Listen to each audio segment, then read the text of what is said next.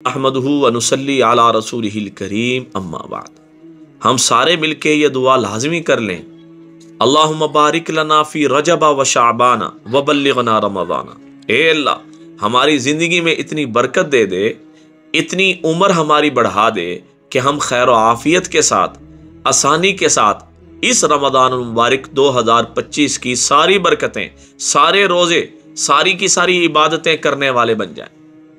आज इंशाअल्लाह ताला हम बात करेंगे रमज़ानुल मुबारक का पहला रोज़ा 2025 ये कब होगा, तरावी किस दिन अदा की जाएगी, कौन सी तारीख बनेगी।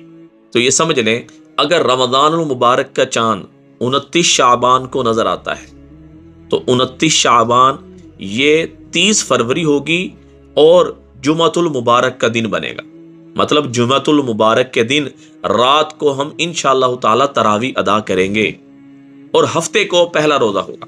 और अगर रमज़ानुल मुबारक का चांद 30 शाबान को नजर आता है तो पहली तरावी इंशाअल्लाह ताला 1 मार्च को होगी बरोज हफ्ता, और रोजा इतवार के दिन बनेगा यानी 2 मार्च को, क्योंकि रमज़ानुल मुबारक के रोजे का और तरावी का इन्हिसार ये शाबान के चांद पर मुनहसिर है। अगर 29 शाबान को रमज़ानुल मुबारक का चांद नजर आता है तो इंशाअल्लाह अगले जुमे हम नमाज तरावी अदा करेंगे और हफ्ते को रोजा होगा।